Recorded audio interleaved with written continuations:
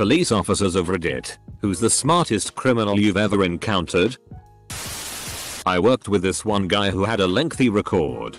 He had a system for getting released if he got caught after committing a crime. If the police were in pursuit and he knew he was about to be cornered, he would act insane. His girl would play along with it, telling the police that he was off his medication. The police would arrest him but then send him to a mental ward with papers instructing the ward to release to police once he was cleared. Once he was in the mental ward, he would cause a distraction that would make the person attending the desk with the file cabinet to leave said cabinet. He would then crawl to the file cabinet, look for his release to police papers, and then would literally eat the papers. When the psych evaluators decided that he was stable enough to be released, there would be no instructions to send him to the police, and he would be released to the general public. He did this about 10 times until police officers noticed him back on the streets. This stunt forced the state to change their procedure for detaining mentally unstable suspects. My favorite was the guy who stole a post office mailbox off the street, repainted it, and then put it next to the night deposit box at a bank. Hung an out of order sign on the deposit box. All the businesses came along and dropped off their deposits in the mailbox. A guy I went to high school had been stealing from Walmart in a pretty clever way. He would grab video games, MP3 players, beer, etc., and throw them away in a trash can in the garden section. The workers never checked the trash contents and he would just wait, sometimes 5 hours, until they emptied the trash in the back dumpster and hop in to get his items. Once he took a cardboard box from a display inside, filled it with video games, a PS3, and extra controllers. He grabbed some tape and pens and drew all over the box and taped it up to make it look used and tossed it. An hour later he had a whole new PS3 and stack of games. I'm not a cop, but I worked crime scene. This guy had attached GPS to the bottom of people's cars who owned houses he wanted to rob. I heard about one person that pulled a shoplifting scam on a large, popular and well-known U.S. retail store. They walked in with some cheap nylon product to get one of those I walked in with the stickers they used to put on returning merchandise. The sticker easily peeled off the product undamaged. They walked to the electronics department, grabbed an expensive box off the shelf and went to customer service. They placed the sticker on the big box and asked if they could return the item without a receipt. Unfortunately, no. Not without the original receipt. Dang it. And they walk out. Customer service even gave the doorman the thumbs up, having just interacted with the customer. This took place before widespread inventory controls and cameras absolutely everywhere. I remember an officer telling me about a B&D alarm he and his team responded to. No one was there to report the alarm. It must have been a security monitoring company that called. When police showed up, everything seemed normal. Most lights were off, and there was an employee still working. Explained he was there working late and must have set off an alarm. They almost believed him until he said UHH before saying the name of the company he worked for.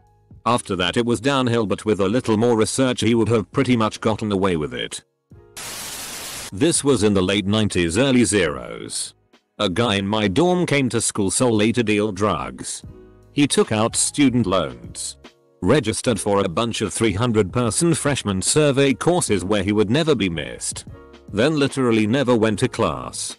All he did was go to raves and concerts and keggers and sell party drugs. After the first semester, he was suspended. He wrote the usual "say he was young and dumb and in over my head" sob story, and got put on probation for a semester. So he had a repeat of the full.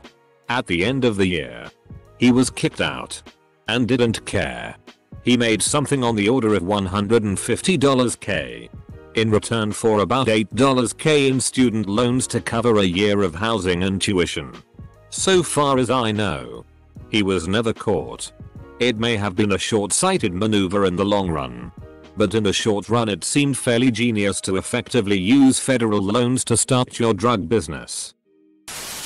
Working in a home improvement store when younger, this guy came in Went to the snow blowers. Took one and went to the return desk. Said he wanted to return it but had no receipt. They told him you need a receipt, so he says okay, I'll be back, and wheels it off to car through the front door. He did this a few times apparently. Couple places even helped him load it back into his car. Most of them are really stupid, so this guy isn't a criminal mastermind, but here goes. He wanted to rob a jeweler's on our city's main street. So he found out the flat beside the jeweler's was empty and he hid there. For 2 weeks he triggered the alarm on purpose several times a night. Massive headache for the police and the business. We turned up to see nothing there. Nothing on cameras. Thought it was just a fluke, so the jewelers turned off the alarm system and said they'd wait until the morning to get a new one installed or that one rewired because something wasn't right. As soon as he heard that and the police leaving, he tore down the wall. Had already been working on this apparently, and robbed the place taking his sweet time. Escaped without anyone noticing anything for hours. Until the jewelers came back in the morning. Then he tried to resell something he stole which had a serial number on it and got caught. So not that smart after all. Good effort though. There's a golf course country club in my town that has a PGA tournament scheduled in the next couple years. They have a guy repeatedly breaking in overnight and just lounging around and eating food. All on camera. The club refuses to report it so they don't hurt their chances of the tournament coming. Worked at a jail. After getting off work, I watched an ex-inmate, homeless, being released. He walked over to a patrol car, looked me in the eye, and he elbowed the window in. He was walked back to the entrance and rebooked in. It was middle of January. He didn't want to get too cold. Edit. To the people talking about can't break car windows. That's true. Also depends on the car. The patrol car they used was specifically old model. Used more for the perimeter of the jail unless other patrol cars were in the shop. Those windows had been replaced so many times. IDK if it's the same material or what. And for the ones asking for news links. Come on guys. You really think the news reports small time things? Those aren't dramatic enough. I could probably find their charges and stuff and share. But I'm not gonna do that to this guy. He was a nice guy. Not a dick. I'm not gonna put him on blast just to prove anything to people for karma or anything along those lines. A French thief who spent 10 years in prison became a comedian when he got out. One of his stories. Finds a building. Goes in. Chooses a floor and transforms the exit door into an extra apartment. Puts the apartment number. Fake lock. Welcome rug. Etc. Puts an iPhone for sale. The person comes to buy it. He opens the door in a shower robe and says give me 1 second. I'm just gonna count the money. And poof. He's gone from the exit stairs. A friend of my brother moved to Israel where for a period of time it was acceptable to drive with an American driver's license. He was pulled over for speeding. And when asked for his license, gave the officer his Costco card. Costco is a membership-based retail warehouse in the US and a few other countries. The exchange apparently went something like this. Officer. Costco? What is Costco? Friend. It's the state I'm from. Officer. That sounds made up. Friend. There are lots of states you probably haven't heard of. Have you heard of Arkansas? How about Idaho? Officer.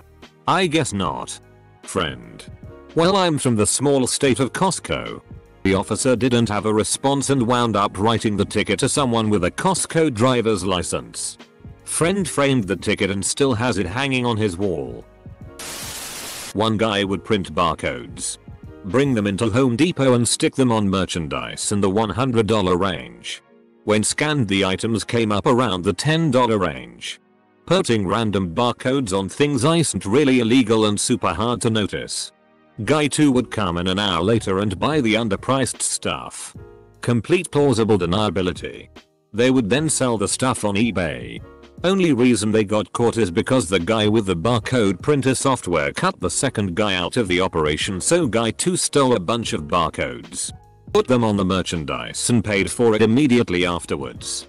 He then proceeded to rat on the first guy and spilled the beans. They had been doing this on a weekly basis for over 4 years. Because we could only pin the one case on him, the burglary was dropped down to a petty theft and he walked away with a few days in county and a small fine. Dude probably took home the pot for tens of thousands over the years. Probably someone who committed a crime I never solved. With that being said, I had a guy use a sledgehammer to smash his way through a wall at a Best Buy and steal a bunch of phones and cameras. He was smart enough to wear gloves and a face mask and not touch anything he didn't have to. Alarms didn't go off until he exited out the back door, which the alarm company gets after a minute or two and takes them like 3-4 minutes to call into us, giving him a good 5-minute head start, so he was probably a few miles away before we got dispatched to it. He clearly scoped out the area before doing his deed too. Smart dude. Did it. So part of the building was built into a hill. So the hole was on the back side of the building along the grade line, but when you're inside the building it was about 8 feet up. So it was easier for him to leave out a door. Also, the wall section where he broke through was hollow cement block. The portion of the wall below that was poured concrete. Same thing as the computer rooms. Guys would cut the power to electrical stations, damage the wiring, then hide waiting for the cops to show up. Once the owners of the buildings came, they would shut off the power because of the unsafe wiring that would have to be repaired in the morning. Everyone would leave for the night, and then would cut away all the non-powered wiring to get the copper removed. Not a policeman here, but I have a nice story from insurance debt collectors. There was this guy who was already in heaps of debt, like more than a lifetime's worth of debt. He proceeded to file several police reports for identity theft up to the point that he got protected from financial checkups. It was a temporary measure that were given to repeated identity theft victims. At the same time, he had reported fake income to the IRS for the last couple of years to between 40 to 60 millions depending on the year. So when he applied for credit cards and loans, they were unable to check his financial credit due to the identity theft protection. But they checked his tax returns, which showed he had a massive income. Got his loans and credit cards, emptied them out and left the country. There's a small tourist town where I grew up that is divided in half by a big river. The only way between the two sides is over a long bridge, unless you go all the way around another mountain pass. These guys called in like 2-3 bomb threats to a posh hotel on one side of the bridge. I think they even left some dummy packages. All the police went across the bridge to do crowd control, etc., etc. The guys then called in a bomb threat on the bridge and started robbing stuff on the other side. The police couldn't be positive the bomb threat was real or not and hesitated long enough to give the thieves a head start. I first heard this story about 10 years ago in Banff, Alberta. Never bothered to look up what was real versus what is invented. I think this is pretty close. But as my father used to say, you can't let truth get in the way of a good story. Whoa. 24k upvotes? Thanks folks. I have a friend who is no longer a criminal but committed crimes for about 15 years and never got arrested or even investigated. Some of his highlights: growing weed in a shed on his neighbor's property. The neighbor was old and never left the house. Buying a building under a fake name. Taking out huge loans against it. Getting HUD money. And burning it all down. Sold fake raffle tickets to raffle off stuff he never had and never raffled. I can't remember how many times he pulled that scam, but he bought a new car with the money. He moved a bunch of times because people would suspect him of being a con man. His dad was in jail for similar stuff, but he was never even questioned by the police about anything. Now he has a family and a normal job. Semicolon. Semicolon. Semicolon. Semicolon. Comma, now he has a family and a normal job. Semicolon. His finest con yet. Semicolon. Edit. Thank you for my silver, stranger. I am grateful for all of the fake internet points. Not a cop. We got called for a rollover car accident.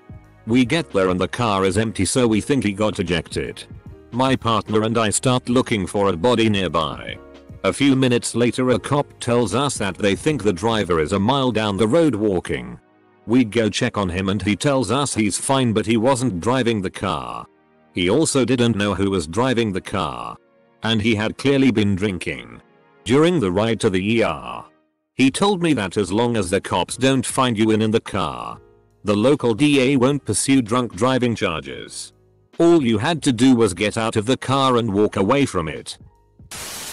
Not a cop. And wouldn't call this the smartest thing ever. But it was pretty amusing and clever. A while back, there was a series of thefts along the bus lines in my country.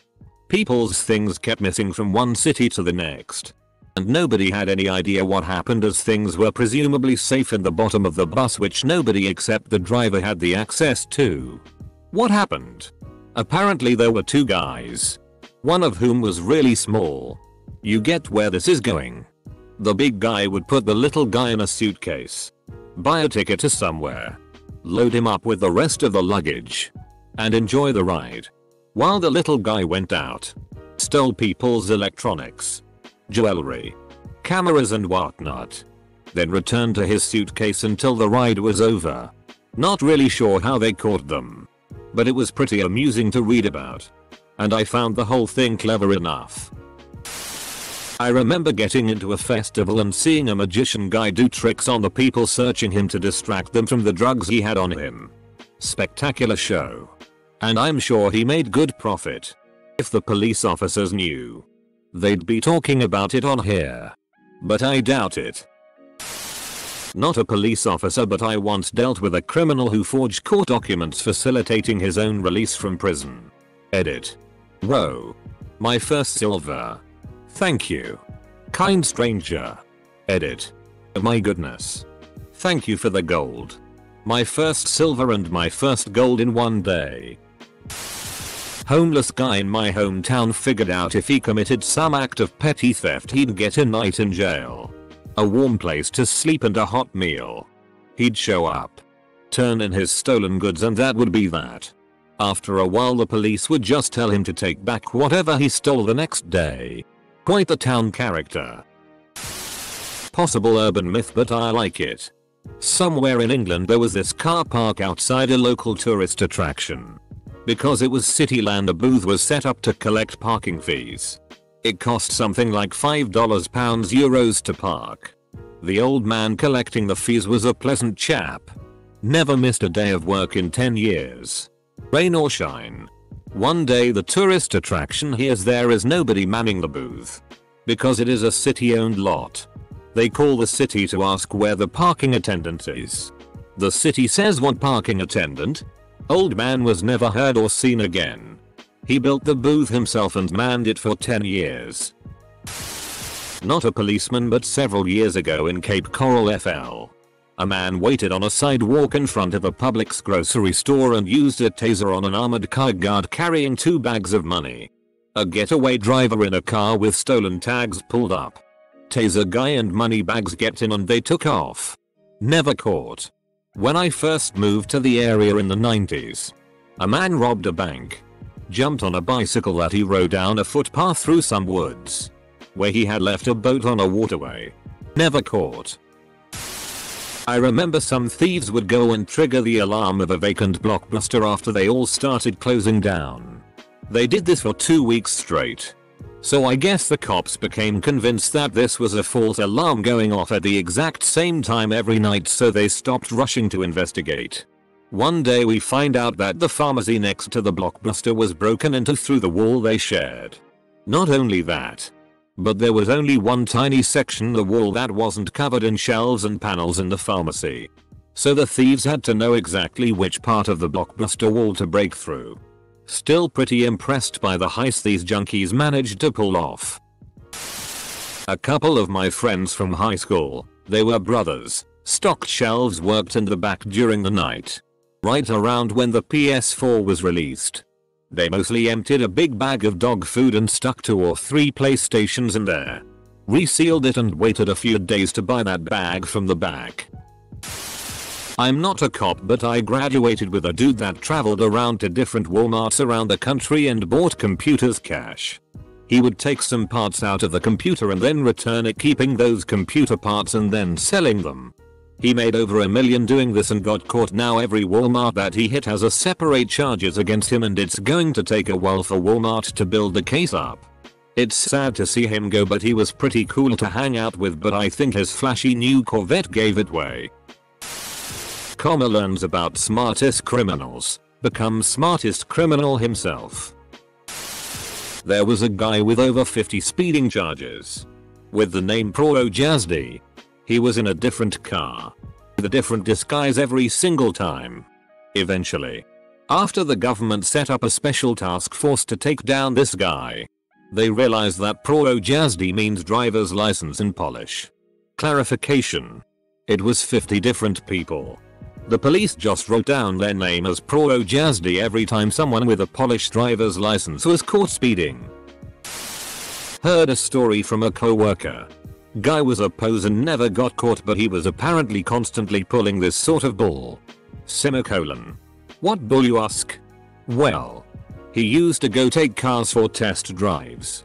Only cars with full-size spare tires. He'd go down a side road. Get out and hide the tire off in nearby woods. Then return the car and go grab the tire. An interesting way to get 4 matching tires.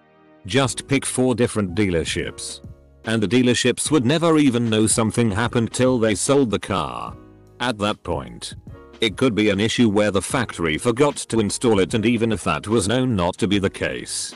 How do you figure out which of the many people that test drove the car took the tire? Semicolon. There's a hoarder on block whose porch is covered in junk. There's also someone trying to sell their house.